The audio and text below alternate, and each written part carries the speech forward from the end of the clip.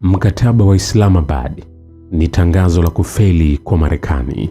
Spika wa bunge la Jamhuri ya Kiislamu ya Iran amesema kuwa mkataba wa maelewano wa kumaliza vita vya Marekani na Israeli dhidi ya Iran haukuwa matokeo ya shinikizo au kulazimishwa, bali ni zao la ustahimilivu na nguvu ya taifa shupavu la Iran. Amesema mapatano hayo ambayo yanajulikana kama mapatano ya Islamabad kutokana na upatanishi wa Pakistan imedhihirisha kuwa mazungumzo hufanikiwa pale tu upande wa pili unapoachana na tabia ya kulazimisha matakwa yake kwa taifa lenye ustaarabu kama Iran na kukubali haki za taifa hili. Kwa msingi huo, mkataba wa Islamabad umegeuka kuwa tangazo la kushindwa kwa Marekani.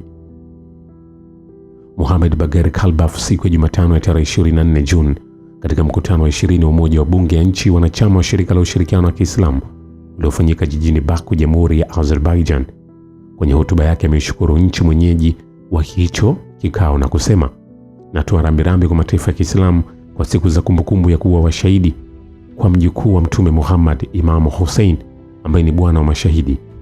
Amesema Muharram ni mwezi unaotufundisha kuwa heshima na utukufu havipatikani kwa kusalimu amri, bali damu ndiyo inayoshinda upanga. Spika Khalbaf ameongeza kuwa, "Natumai kwa kushikamana na njia nuru ya Imam Hussein, mazungumzo yetu ya leo yatakuwa na heri kwa umma wa Kiislamu." Spika wa bunge la Iran ameongeza mkutano huu wa 20 wa Umoja wa Mabunge ya nchi za Kiislamu unafanyika kwenye kipindi ambacho Jamhuri ya Kiislamu ya Iran imepitia uvamizi mkali. Vita vya kulazimishwa vya siku 40 vya Marekani na utawala wa Kizayuni dhidi ya Iran vilikuwa kitendo cha jinai.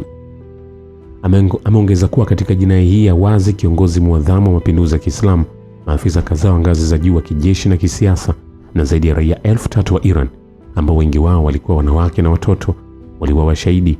Zaidi ya watu 30,000 walijeruhiwa na miundombinu ya viwanda, afya, elimu, nishati, usafirishaji na maelfu ya vitengo vya huduma na makazi nchini Iran vililengwa na mashambulizi. Khalbaf amesisitiza ustahimilivu wa kishujaa wa vikosi vya ulinzi na msimamo wa kishujaa wa wananchi mitaani uliifanya Iran iweke harama kubwa kwa Marekani na utawala gushi wa Israeli.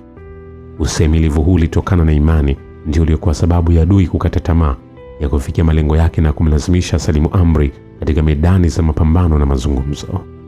Sasa hayo yakiendelea, Rais wa Iran Masoud Pezeshkian amesisitiza kuwa Teherani haitawahi kamwe kufanya mazungumzo yoyote kuhusu uwezo wake wa ulinzi na kuzuia uchokozi, akibainisha kuwa ghala la makombora la nchi hiyo ndilo limeiweka Iran salama dhidi ya kukumbwa na hatima ya Gaza. Ametoa kauli hiyo akiwa ziarani nchini Pakistan. Rais Pezeshkian alikataa kata wazo lolote la kujadili kupunguza uwezo wa kijeshi wa Iran, akisisitiza kuwa nguvu za ulinzi wa Iran ni muhimili wa kulinda mamlaka ya nchi dhidi ya vitisho vya nje. Akizungumza kando ya waziri mkuu wa Pakistan Shehbaz Sharif wakati wa mkutano wa pamoja na waandishi wa habari mjini Islamabad, Rais Pezeshkian amezikosoa nchi za Magharibi ambazo hujinadi kwamba watetezi wa haki za binadamu na kusema madai hayo hayaendani na vitendo vya nchi hizo. Ziara hiyo ya siku moja Rais Pezeshkian ilihusisha mazungumzo ya kina na waziri mkuu Sharif, Rais Asif al-Zardar na mkuu wa majeshi ya Pakistan Field Marshal Asim Munir. Akimtanguliza Mungu na kuanza kwa beiti za mashairi mashuhuri Mohammad Iqbal, Rais Pezeshkian amesema uhusiano wa Tehran na Islamabad umejengeka katika msingi wa heshima pande zote. Pezeshkian amesisitiza kuwa Iran inaamini kuwa amani, utulivu na ustawi katika eneo la Asia Magharibi na Ghuba ya Uajemi vinaweza kupatikana tu kupitia mazungumzo ya dhati, ushirikiano wa kikanda na mahusiano yanayozingatia heshima ya pande zote. Ikumbukwe kuwa Pakistan ilichukua nafasi kubwa katika kuwezesha mkataba wa maelewano kati ya Iran na Marekani. Mapatano hayo ya hivi karibuni yalifikiwa baada ya vita vya siku 40 vilivyoanzishwa na Marekani na Israeli dhidi ya Iran mnamo Februari 28. Vile mwakilishi wa mkuu wa kitengo cha matangazo ya ng'ambo ya Shirika la Utangazaji la Jamhuri ya Kiislamu ya Iran ametoa pendekezo la kuanzisha umoja wa radio na television wa Shirika la Ushirikiano la Shanghai kama utaratibu mpya wa kuimarisha diplomasia ya vyombo vya habari na muungano wa kitamaduni miongoni mwa nchi wanachama. Dr. Hussein Shahinia, mwakilishi wa mkuu wa kitengo cha matangazo ya ng'ambo ya Shirika la Utangazaji la Jamhuri ya Kiislamu ya Iran, ametoa pendekezo hilo kwa kuwasilisha pendekezo hili katika mkutano uliofanyika Cholpon Ata, Kyrgyzstan. Iran ilitoa wito wa kubadilisha ushirikiano wa vyombo vya habari uliokuwa umeenea na kuunda mfumo rasmi na endelevu wa kubadilishana maudhui, uzalishaji wa pamoja, utangazaji mseto, mafunzo ya kitaaluma na utekelezaji wa miradi ya pamoja ya vyombo vya habari miongoni mwa nchi wanachama wa Shirika la Ushirikiano la Shanghai. Kumbuka, hii ni njia ambayo Iran anaanza kuimarisha kwa ajili ya kujilinda juu ya baadaye huko. Utafiti kutoka taasisi 5 za kisayansi na kitiba nchini Iran wamefanikiwa kubuni chanjo ya aina yake ya mRNA kwa kutumia njia ya hali ya juu za kompyuta. Chanjo hii ambayo bado ipo kwenye majaribio itakuwa na uwezo wa kuzuia ukuaji na kusambaa kwa uvimbe wa saratani ya matiti. Saratani ya matiti inasalia kuwa moja ya changamoto kubwa zaidi ya kiafya duniani. Kulingana na shirika la afya duniani, ugonjwa huu ulisababisha vifo vya zaidi ya watu 670,000 ulimwenguni mnamo mwaka 2022. Ndio saratani inayotambuliwa zaidi miongoni mwa wanawake katika nchi 157. Ingawa matibabu ya kawaida kama vile kemikali, mionzi na upasuaji yameokoa maisha ya watu wengi, asili yake kutobagua seli mara nyingi hudhuru seli zenye afya, husababisha madhara makubwa na wakati mwingine husababisha mwili kupinga matibabu. Mapungufu haya yamechochea hamu kubwa ya tiba ya kinga, mbinu inayofanya mfumo wa kinga ya mwili kutambua na kuangamiza seli. Timu ya utafiti kutoka Chuo Kikuu cha Sayansi ya Tiba cha Tehran, Chuo Kikuu cha Sayansi ya Tiba cha Semnan, taasisi ya utafiti wa chanjo na serum ya Raz, taasisi ya Pasteur ya Iran na taasisi ya saratani ya Motamed sasa imetengeneza chanjo ya mRNA iliyobuniwa kidigitali inayolenga saratani ya matiti.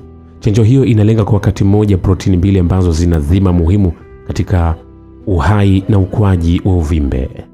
Vilevile, msemaji wa Wizara ya Mambo ya Nje ya Iran, Esmail Baghaei, amesema kuwa Marekani ina wajibu wa kuondoa vikwazo vyote vya kiuchumi ilivyoiwekea Iran kinyume cha sheria, kulingana na mkataba wa maelewano uliotiwa saini kati ya Iran na Marekani. Katika mkutano wake wa kila wiki na waandishi wa habari uliofanyika siku ya Jumanne, afisa huyo alisema wajibu wa Marekani uko wazi: kuna vikwazo vya msingi, vya upili, vile vya Baraza la Usalama la Umoja wa Mataifa na vile vinavyohusiana na wakala wa kimataifa wa nishati atomic. Kauli hizo zilihusu ibara ya 7 ya mkataba wa maelewano uliopatanishwa na Pakistan, ambao ulitoa saini hivi karibuni na marais wa Iran na Marekani. Kama sehemu ya kipengele hicho, vikwazo vyote dhidi ya Iran lazima viondolewe.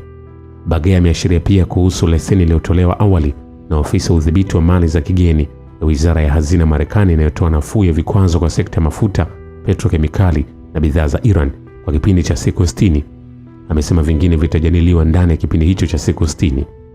Msemaji huyo alizungumzia msisitizo wa Iran kama sehemu ya mapatano hayo juu ya kusitishwa kwa uchokozi katika pande zote ikiwemo Lebanon. Msemaji huyo wakati huo amejibu madai kuhusu majadiliano ya mpango wa makombora ya ulinzi ya Iran nchini Uswizi.